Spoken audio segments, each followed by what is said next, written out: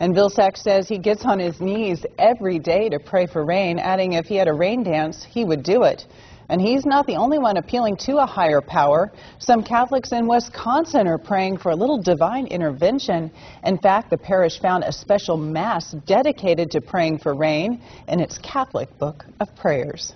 And the intention of the Mass, as well as the intention of the people who gather for Mass, is asking God to send us the rain that we need for our fields and for our crops.